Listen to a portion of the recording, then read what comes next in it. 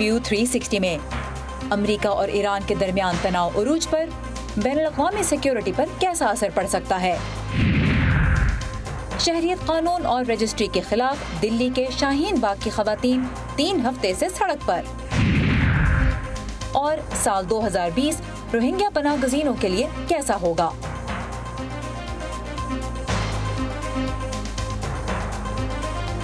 Voice of America کے Washington studio میں آپ سب کو خوش آمدید۔ ویو 360 کے ساتھ میں ہوں سارا زمان۔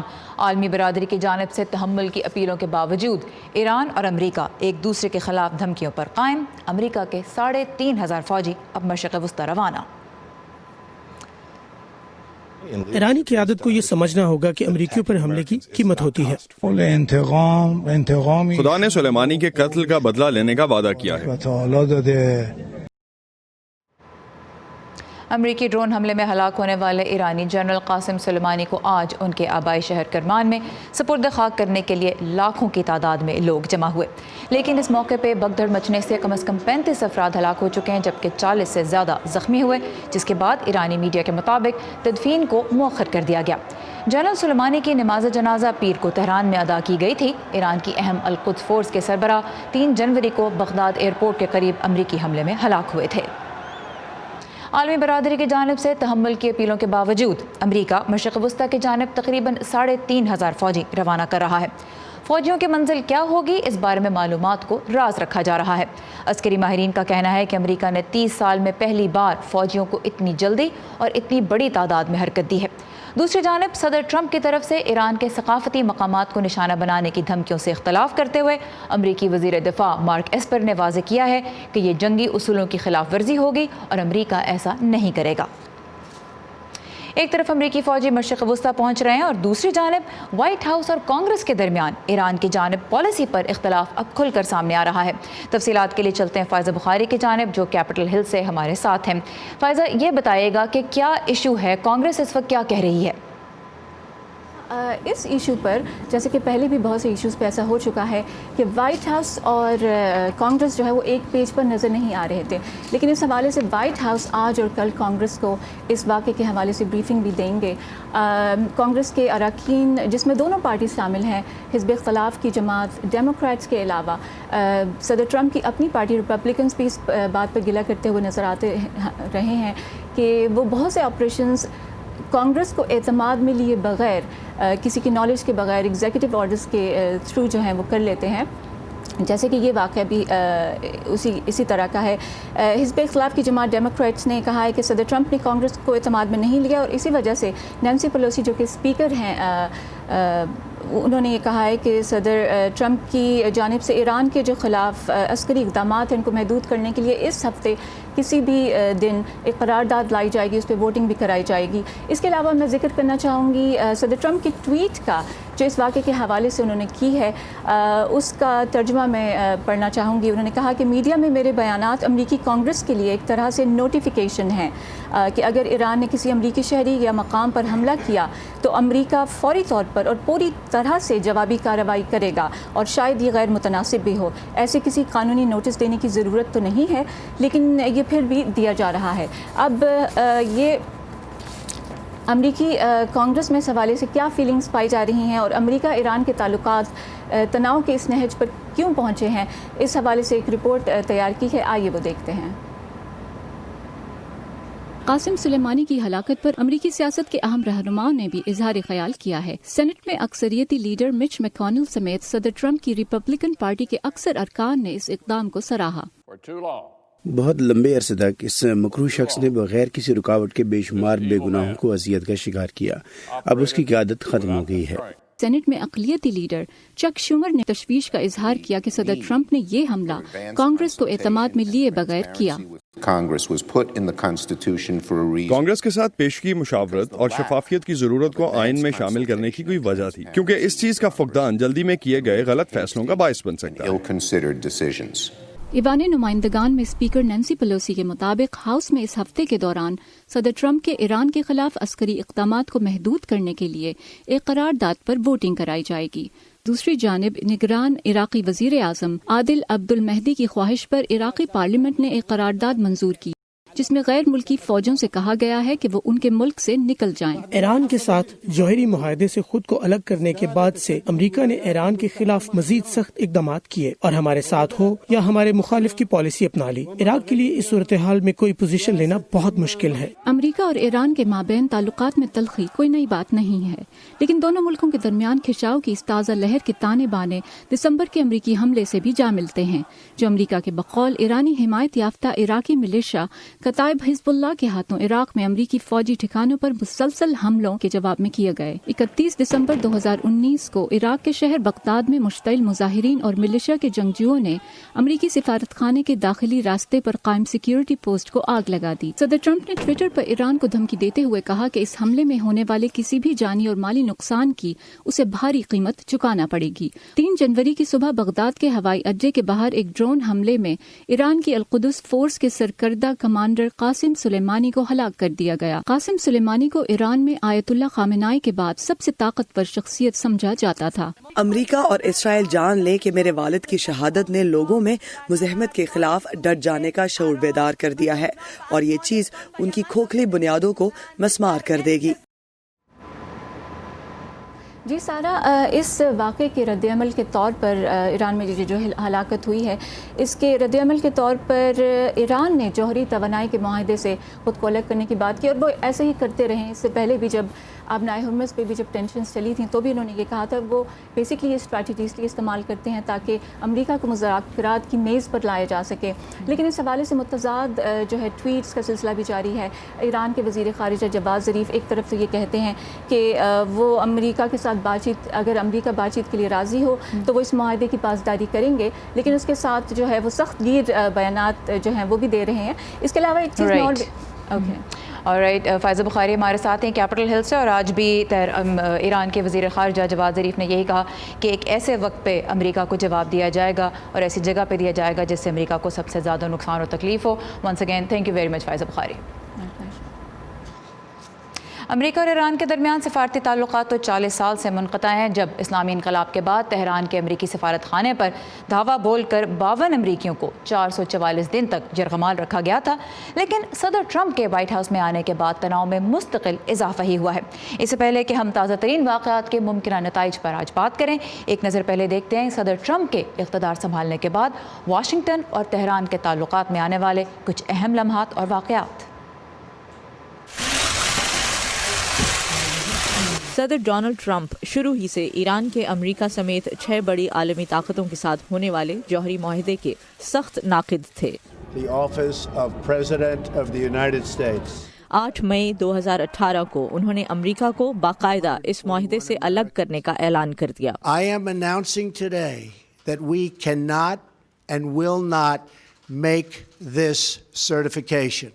نومبر 2018 میں ایران پر امریکہ کی طرف سے معاشی پابندیاں پھر سے عائد کی گئیں۔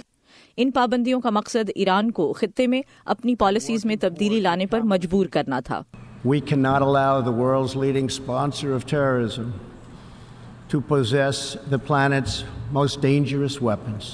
ان پالیسیز میں ایران کا مبینہ طور پر خطے کے عسکریت پسند گروپس کو سپورٹ دینا اور بیلسٹک میزائلز کی پیداوار شامل تھی۔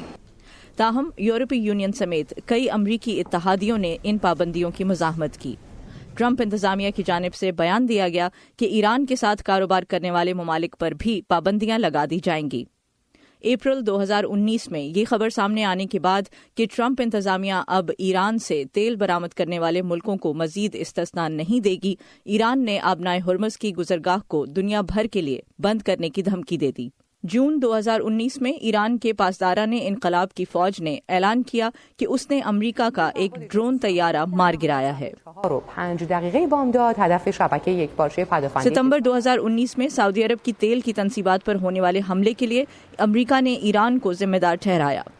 ایران نے نومبر 2019 میں یورینیم کی افزودگی میں اضافہ کر دیا۔ امریکہ نے ایران پر پابندیاں مزید سخت کر دیں۔ اب ایرانی جنرل سلیمانی کی ہلاکت کے بعد ایران کا عالمی جوہری معاہدے پر عمل درآمد رکنے کا اعلان، عراقی پارلیمان کی طرف سے امریکی فوجیوں کو ملک سے نکال دینے کی قرارداد کی منظوری، اور پھر داعش کے خلاف اتحاد کی سرگرمیوں میں تعطل، یہ ایسے اقدامات ہیں جن سے خطے کی سیکیورٹی متاثر ہو سکتی ہے۔ اس بارے میں ہم مزید بات کریں گے سینٹر فار گلوبل پالیسی سے منسلک سیکیورٹی امور کے ماہر کامران بخاری سے۔ ہم ان سے رابطہ کرنے کی کوشش کر رہے ہیں لیکن کچھ ٹیکنیکل ڈیفیکلٹیز کا ہم سامنا کر رہے ہیں، لیکن ایک جو ایشو اس وقت سامنے آ رہا ہے وہ یہی ہے کہ ایک طرف امریکہ یہ چاہتا ہے کہ ایران کے جو جوہری عزائم ہیں وہ ایران ترک کرے، دوسری جانب امریکہ کی جو پالیسیز اس وقت ہم دیکھ رہے ہیں اس کے نتیجے میں ایران اپنے وہی اقدامات یعنی میزائلز کی تیاری، نیوکلیئر پروگرام کو آگے جاری رکھنا اور اپنے جو ایسٹس ہیں مشرق وسطیٰ میں بھی ان کو مزید اسٹرانگ کرنا، مزید مضبوط بنانا اور امریکہ کو نشانہ بنانے کی جو دھمکیاں دینا ہے وہ سلسلہ جاری ہے۔ تو ایک بہت بڑا سوال یہ پیدا ہوتا ہے کہ کیا امریکہ اپنی ہی جو سیٹ کیے ہوئے گولز ہیں ان کی راہ میں رکاوٹیں کھڑی کر رہا ہے یا نہیں، اور اسی بارے میں اب ہم کامران بخاری سے بات بھی کریں گے۔ کامران، آئی ہوپ آپ کو میری آواز آ رہی ہے۔ سب سے پہلے میں آپ سے یہی جاننا چاہوں گی کہ جس طرح سے ہم دیکھ رہے ہیں حالات بدل رہے ہیں اس وقت، کیا امریکہ نے اپنے ہی سیٹ کیے ہوئے گولز کی راہ میں رکاوٹیں کھڑی کر دی ہیں؟ کیونکہ داعش اور ایک نیوکلیئر ایران دونوں کا ہی عالمی برادری خطرناک قرار دیتی ہے، اور اس وقت دونوں کے ہی خلاف جس قسم کی پالیسیز امریکہ اپنانا چاہ رہا تھا، جس طرح کا دباؤ ایران پر ڈالنا چاہ رہا تھا، اب ایران کی لینگویج اس سے بہت مختلف ہو چکی ہے۔ جی دیکھیں، یہ کوئی نئی بات نہیں ہے، یہ تو ایک اسٹریٹجک ڈیلیما ہے امریکہ کا کہ جب داعش کے خلاف کارروائی کی جاتی ہے تو ایران اور اس کے جو ریڈیکل شیعہ جو ایلیمنٹ ایلائز ہیں خطے کے اندر وہ طاقتور ہو جاتے ہیں، اور جب دوسری جانب جو ہے دھیان دیا جاتا ہے جب ایران کی طرف، تو پھر ظاہر ہے داعش اور دوسرے سنی ایکسٹریمسٹ جو ہیں ان کو سپیس مل جاتی ہے آپریٹ کرنے کے لیے۔ یہ ایک کازیلٹی لوپ ہے جس کے بارے میں لکھ چکا ہوں بے شمار، لیکن اس کا کوئی حل نہیں ہے فی الوقت، کیونکہ یہ خطے کی اس وقت ریالٹی ہے، گراؤنڈ ریالٹی ہے۔ یہ بتائیے آپ کے خیال میں اس وقت امریکہ کس حد تک کامیاب ہوا ہے اپنے اتحادیوں کو یہ یقین دلانے میں، اعتماد میں لینے میں کہ اس کی پالیسیز کی حمایت کی جائے؟ کیونکہ ہم نے دیکھا کہ جب امریکہ ایران کے ساتھ جوہری معاہدے سے الگ ہوا تو اتحادیوں نے اس کو سپورٹ نہیں کیا بلکہ کافی اختلاف کا اظہار کیا۔ اس وقت جنرل سلیمانی کی ہلاکت کے بعد بھی اتحادیوں نے کھل کے امریکہ کی حمایت نہیں کی، تو کیا اپنے ایلائز کو ساتھ لینے میں امریکہ کس حد تک آپ کی نظر میں کامیاب ہو رہا ہے؟ دیکھیں، بیانات سے کچھ نہیں پتا چلتا کہ ایکچوئل بیہیویئر ایلائز کا کیا ہے۔ بیان کی حد تک تو لوگ بہت کچھ کہہ جاتے ہیں، لیکن ان کا بیہیویئر دیکھنے کی ضرورت۔ جہاں تک جوہری معاہدے کا تعلق تھا اس میں بیانات جو ہے وہ ظاہر منفی آئے تھے، لیکن at the end of the day کسی نے کوئی مزاحمت نہیں کی، بلکہ ایران کو کہا کہ امریکہ کے ساتھ دوبارہ سے ری نیگوشیٹ کرو۔ یہ یورپینز نے بھی کہا، کینیڈینز نے بھی کہا، اور ایون رشین اور چائنیز نے بھی یہ بات کی ہے۔ جہاں تک تعلق ہے جنرل سلیمانی کے قتل کا، اس سے جو ہے اپنا ایران کو بھی میسج چلا گیا ہے اور باقی لوگوں کو بھی چلا گیا ہے کہ بھائی دیکھیں، امریکہ جو ہے ایک حد تک صبر کا مظاہرہ کر سکتا ہے، ایران بدستور حملے نہیں کیے جا سکتا۔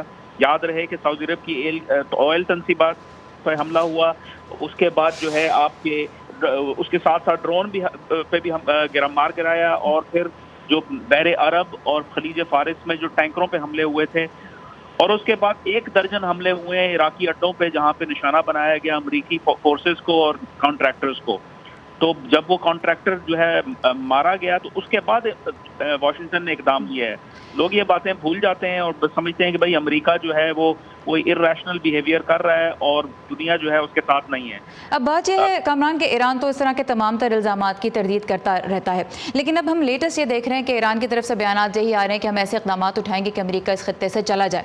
دوسری جانب امریکہ تقریباً 3500 مزید فوجی بھیج رہا ہے۔ سیکیورٹی کی صورتحال پہ آپ کے خیال میں کیا اثر ہوگا اب؟ وہ جو بیان کا جو معاملہ ہے بیانات کا، وہ ایران پہ بھی صادر ہوتا ہے۔ بیان تو آپ کچھ بھی دے سکتے ہیں، لیکن سوال یہ اٹھتا ہے کہ آپ کے پاس صلاحیت ہے یہ جو کچھ آپ کہہ رہے ہیں اس کو کرنے کی؟ تو اگر نہیں ہے تو پھر وہ بس بیانات کی حد تک ہے۔ ریالٹی یہ ہے کہ ایران نے اس وقت بھی جو ہے وہ جیو پولیٹیکل کوئی سوسائڈ نہیں کرنا چاہ رہا، خودکشی نہیں کرنا چاہ رہا۔ اس کو بھی پتا ہے کہ جو ہے ٹکراؤ کے ساتھ اس کا نقصان ہوگا، اور آلریڈی وہ بہت ہل چکا ہے۔ یہ جنرل سلیمانی کے قتل کے بعد ان کو نہیں تھا یہ ایکسپیکٹیشن کہ امریکہ اس قسم کا ایسکیلیشن کر سکتا ہے۔ اب سوال یہ اٹھتا ہے کہ اگر وہ جوابی کارروائی کرتے ہیں، اور یہ ان کے ذہنوں میں ہے ایران کے پالیسی میکرز کے، کہ پھر جواب میں کتنا بڑا حملہ ہوگا۔ کیا وہ اس کو ابزارب کر پائیں گے؟ کیونکہ دیکھیں امریکہ اس خطے میں نہیں رہتا، اس خطے میں ایران رہتا ہے، تو ایران کا نقصان زیادہ ہوگا اور امریکہ کا نقصان اتنا نہیں ہوگا، اور یہ ان کو بخوبی پتہ ہے. تو اس وجہ سے میں نہیں سمجھتا کہ بیانات کو دیکھنا چاہیے، ایکچوئل بیہیویئر کو دیکھنا چاہیے. امریکہ کے لیے وقت نکالنے کا. اور یہاں پہ اپنے ویورز کو ہم بتاتے چلیں کہ یہ ایک ایسا موضوع ہے جس کے اوپر اپڈیٹس ہم اپنے ناظرین کے لیے لے کر آتے رہیں گے. ہماری ویب سائٹ urduvoa.com اس کے لیے حاضر ہے، اور اس کے علاوہ ہمارا فیس بک پیج بھی آپ کے لیے ہر وقت موجود رہتا ہے، facebook.com/voaurdu. ایک خبر آپ کو مزید بتاتے چلیں کہ بھارت کے دارالحکومت نئی دہلی میں اتوار کو جواہر لال نہرو یونیورسٹی پہ طلباء اور اساتذہ پہ جو حملہ ہوا اس کی ذمہ داری بھی ایک ہندو انتہا پسند تنظیم نے قبول کر لی ہے. اس خبر کی تفصیل سمیت دنیا بھر سے اہم واقعات کی تفصیل کے لیے جیسے میں نے کہا آپ آ سکتے ہیں facebook.com/voaurdu کے پیج پر. ٹویٹر پہ ہمارا ہینڈل ہے @urduvoa.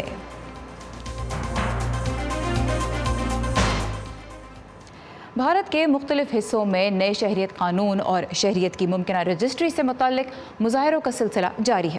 ایک احتجاجی مظاہرہ جو بین الاقوامی توجہ حاصل کر رہا ہے وہ دارالحکومت دلی کے علاقے شاہین باغ میں جاری ہے. یہ منفرد اس اعتبار سے ہے کہ اس کی قیادت خواتین کر رہی ہیں. ہماری ساتھی رتل جوشی نے 3 ہفتے سے جاری اس احتجاج میں شامل کچھ خواتین سے جاننے کی کوشش کی کہ انہوں نے آواز اٹھانے کا فیصلہ کیوں کیا. دن رات دوڑتی دلی کی یہ سڑک 20 سے زیادہ دن سے رکی ہوئی ہے. کالندی کنج علاقے سے گزرنے والی اس سڑک سے دلی آگرہ نیشنل ہائی وے شہر کے کئی علاقوں سے جڑتا ہے. ان میں سے ایک ہے شاہین باغ. ہم جیسی سڑکوں پہ بیٹھے اگر آپ بھی بیٹھیں گے تو انشاءاللہ کامیابی مل جائے گی. بھارت کے نئے شہریت قانون کے خلاف 15 دسمبر سے شاہین باغ کی خواتین اس سڑک کو روک کر دن رات احتجاج کر رہی ہیں. کل کے یہ بھی بڑی ہوں گی، پوچھیں گی امی جب لڑائی ہو رہی تھی، جب ایسا قانون نکل رہا تھا تو آپ کہاں تھی؟ تو اس کے حق کے لیے تو ہم کو آنا ہی ہے. پروٹیسٹ میں آتے آتے دن رات، پھر گھر کا کام بھی دیکھنا، پھر یہاں بھی آنا، ایک چھوٹی سی بات تو ہے نہیں. یہ اتحاد ہمارا ٹوٹنا نہیں. شام ہوتے ہوتے بھیڑ اور بڑھنے لگتی ہے. دودھ پیتے بچوں کی ماؤں سے لے کر 80 سال سے زیادہ عمر کی خواتین تک یہاں سب موجود ہیں. ان میں سے زیادہ تر نے آج تک احتجاج کے لیے کہیں جانا تو دور کی بات، گھر کی 4 دیواری کے باہر بھی بے وجہ قدم نہیں رکھا ہے. ہمارے یہاں نکلنا بھی اچھا نہیں مانتے تھے، لیکن جب ایسا وقت آیا کہ یہ جو کالا قانون لے کے آئے، یہ تو سمویدھان کی لڑائی ہے. نئے شہریت قانون کے خلاف شروع ہوا یہ پروٹیسٹ اب نیشنل پاپولیشن رجسٹر اور نیشنل رجسٹر آف سٹیزنز کے خلاف پروٹیسٹ زیادہ بن گیا ہے. بہت سارے لوگوں کو یہاں پر یہ ڈر ہے کہ کہیں بھارتی ہونے کے باوجود انہیں اپنی شہریت پروو کرنے کی نوبت نہ آ جائے. تم کچھ بھی کر لو، ہم کاغذ نہیں دکھائیں گے. نیشنل رجسٹر آف سٹیزنز یعنی NRC اور نیشنل پاپولیشن رجسٹر یعنی NPR کے تحت بھارتی ہونے کے کاغذی ثبوت پیش کرنے کا بوجھ شہریوں پر ہوگا. حکومت کی طرف سے دونوں پر وضاحت کی کمی کے باعث مہم اور زور پکڑ رہی ہے. یہ ہے 2 گز ماٹی ہے، اسی جگ کو مل جانا ہے، نکلنا نہیں ہے کہیں. ہم ان کی وجہ سے یہاں انڈیا میں نہیں رہ رہے ہیں. ہمارے انسیسٹرز نے ہمیں یہ جگہ دی، ہماری یہ انڈیا جو ہے وہ ہمارا ہے. ٹرپل طلاق ہو، ایودھیا ہو، کشمیر کا مسئلہ ہو اور اب CAA کا مسئلہ، تو یہ بیک ٹو بیک کئی چیزیں آئی ہیں، تو وہ کہہ سکتے ہیں کہ تھریش ہولڈ کو کراس کیا ہے. ان عورتوں کی حوصلہ افزائی کے لیے رضاکار یہاں چائے پانی سے لے کر کھانے تک کے مکمل انتظام کرتے ہیں. آرگنائزرز کا ایک گروپ اس سڑک کو چھوڑنے کی کال بھی دے چکا ہے، لیکن زیادہ تر لوگ 22 جنوری کو سپریم کورٹ میں معاملے کی سنوائی کے انتظار میں ہیں. رتل جوشی، وائس آف امریکہ، دلی. چلیں ادھر ادھر تھوڑا سا تھوڑا ادھر ہو جائے. ہم سب اپنے آپ میں کہاں پرفیکٹ ہیں؟ یہ جو ہمارے آس پاس کے لوگ ہیں نا، یہ عزیفہ کا جب اس کے بازو پروستھیٹکس لگا، یہی ایک دوسرے کو بہتر بناتے ہیں اور پھر مل کر ایک بہتر ملک بناتے ہیں ہم. لیکن ملک بھی اپنے آپ میں کہاں پرفیکٹ ہوتے ہیں، تو دنیا کے دوسرے ملک ایک دوسرے کے لیے ہاتھ بڑھاتے ہیں. ایسے ہی تو ایک بہتر دنیا بناتے ہیں ہم. One teacher, one book and one pen. اور دنیا میں کہاں کیا ہو رہا ہے، ہندوستان اور پاکستان اسی لیے تو دکھاتے ہیں. نئے وزیر اعظم عمران خان نے اس ایگزیبیشنز کے ڈیزائنر ڈونلڈ ٹرمپ کی حمایت کا ورنہ اپنے آپ میں ہم سب کہاں پرفیکٹ ہیں. یہ میں ہوں آپ کا میزبان خالد حمید. ویو 360 صرف آج نیوز پر. امریکہ میں جنوبی ایشیا سے تعلق رکھنے والے بہت سے افراد مصروفیات کے باعث اپنے بزرگوں کی مناسب دیکھ بھال نہیں کر پاتے۔ کل کے شو میں ہم آپ کو ملوائیں گے 2 بھارتی امریکی خواتین سے جنہوں نے کمیونٹی کی اس ضرورت کو پورا کرنے کے لیے گھر کی دنیا سے بزنس کی دنیا میں قدم رکھا۔ فی الحال دیکھتے ہیں اس کی ایک جھلک۔ ਇਹਦੇ ਬਾਰੇ ਮੈਨੂੰ ਬਿਲਕੁਲ ਨੌਲੇਜ ਨਹੀਂ ਸੀ, ਪਤਾ ਨਹੀਂ ਸੀ, ਪਰ ਦੇਖ ਕੇ ਵੀ ਲਰਨ ਇਹ ਖੋਲਿਆ ਤੇ माशाल्लाह बढ़िया चल रहा है। इन खवातीन ने इस बिजनेस का आगाज अपने ही खानदान के मोमर अफराद को मदद फराहम करने से किया। आज वो 2 कंपनीज की मालिक हैं। मैं गाना गाती हूँ, अभी ना जाओ छोड़ के। जब भी हम लोग उनको मिलने जाते हैं तो हमें इतनी दुआएं देते हैं, वो इतनी दुआएं देते हैं कि हम लोग के आंसू निकल आते हैं। शहनाज नफीस की ये रिपोर्ट आप देख सकेंगे कल शाम व्यू 360 में। बांग्लादेश में पनाह लेने वाले तकरीबन 8 लाख रोहिंग्या मुसलमानों के लिए 2019 भी कोई बड़ी तब्दीली लाए बगैर ख़त्म हो गया। मगरबी अफ्रीकी मुल्क गैम्बिया की तरफ से आलमी अदालत इंसाफ में इनके तहफ़्फ़ुज़ से मुतल्लिक़ मुक़दमे का आगाज़ एक उम्मीद अफ़ज़ा पेशरफ़्त तो है, मगर उसके जल्द नतीजे का भी कोई इम्कान नहीं। तो साल 2020 रोहिंग्या पनाह गज़ीनों के लिए कैसा साबित हो सकता है, जानते हैं इस रिपोर्ट में। बांग्लादेश में मौजूद लाखों रोहिंग्या पनाहगज़ीनों के लिए एक और साल गैर यकीनी का गुजरा। कैंपों के गिर्द बाड़ लगाई गई, मवासलात का निज़ाम मुनक़ता हुआ और सैलाब के खतरे से दोचार एक जजीरे पर पनाहगज़ीनों के लिए एक कैंप की तामीर मुकम्मल हुई। रोहिंग्या पनाह गज़ीनों को इंसानी स्मगलिंग का बहुत बड़ा खतरा है। बहुत से मुहाजिरीन को कैंपों में रहना इंतहाई मुश्किल लग रहा है। बहुत सारे पनाह गज़ीन कश्तियों पर सवार हो रहे हैं या गाड़ियों में सवार होकर बांग्लादेश से मलेशिया जा रहे हैं। हमें यकीन है कि इस रुझान में नए साल में इजाफा होगा। 2019 में कैंपों की मदद के लिए अक़वाम मुत्तहिदा और उसके शराकतदारों ने $920 मिलियन का हदफ रखा था, जिसमें से 2/3 रकम जमा की गई। बैंकॉक में association of south east Asian Nations के सरबराह इजलास में एशिया के रहनुमाओं ने रोहिंग्या बहरान पर बात करने से गुरेज किया। नाक़दीन का कहना है कि ये म्यांमार की तरफ से दबाव का नतीजा है, जिसके बाइस दीगर मुल्क मुदाखलत नहीं कर रहे। जिलावतनी का शिकार रोहिंग्या जैसे मोहम्मद नौसीन कहते हैं कि पनाहगज़ीनों को कबूल करने से इनकार उन मुतासिरीन के लिए तबाहकुन है जो पहले से ही बहुत सी मुश्किलात बर्दाश्त कर चुके हैं। हम थाईलैंड, मलेशिया और बांग्लादेश समेत जहां कहीं भी फरार होकर जा सकते थे हम गए, लेकिन हम अभी भी खौफ के आलम में रहते हैं। हमें छुपना पड़ता है क्योंकि हमारे पास ऐसी कोई शनाख्ती दस्तावेज नहीं जिससे ये मुल्क हमें कबूल करें। आलमी सतह पर म्यांमार की हुकूमत को रोहिंग्या के साथ जालिमाना सलूक जारी रखने पर 3 मुकदमात का सामना है। म्यांमार की रहनुमा और नोबल इनाम याफ्ता आंग सान सूची ने आलमी अदालत इंसाफ में गैम्बिया की जानिब से दायर करदा मुकदमे की समाअत के दौरान अपनी फौज का मुकम्मल दिफा किया। बहुत से माहिरीन का ख्याल है कि इंसाफ होगा और इसके साथ ही उन बैनुल-अक़वामी कारोबारी इदारों को भी एक पैगाम जाएगा जो म्यांमार की फौज के साथ काम करते हैं। एशियाई कंपनियों को अपनी बैनुल अक़वामी जिम्मेदारियों को निभाना चाहिए और इंसानी हकूक़ के कारोबार पर राजी नहीं होना चाहिए, क्योंकि उनमें से ज्यादातर कंपनियां मगरबी ममालिक में आलमी मंडियों में शराकतदार हैं। लिहाजा जब नस्ल कुशी की बात आती है तो एक बैनुल अक़वामी मईशत में कोई भी अपनी कानूनी जिम्मेदारी से भाग नहीं सकता है। रोहिंग्या पनाहगज़ीन 2020 में बड़े फैसलों के मुंतज़िर हैं जो बांग्लादेश और म्यांमार में उन्हें मुतासिर करें, लेकिन उन्हें तवक्को नहीं कि उनकी मुश्किलात में कोई कमी आएगी। स्टीव स्टैनफोर्ड के साथ Asadullah Khalid, voice of America. और इसी के साथ ख़त्म होता है आज का व्यू 360। आज के शो में हमने अमेरिका और ईरान के दरमियान जारी तनाव के बारे में बात की। ये एक ऐसा मौजू है जो ख़ास तौर पर पाकिस्तान के लिए बहुत अहमियत रखता है। इसके बारे में हम मुसलसल अपडेट्स और तज्ज़िया आपके लिए पेश करते रहेंगे। आप हमारी वेबसाइट urduvo.com पर लॉग ऑन कर सकते हैं। उसके अलावा facebook.com/vo urdu का पेज भी आपके लिए हर वक्त हाजिर है। ट्विटर पे हमारा हैंडल है @urduvoa और इंस्टाग्राम पे भी आप उर्दू VOA को फॉलो कर सकते हैं। आपको बहुत सी अहम और दिलचस्प वीडियोज़ और तस्वीर और उसके साथ साथ खबरें भी मिलेंगी। सारा ज़मान को अब यहाँ पे इजाज़त दीजिए। खुदा हाफ़िज़।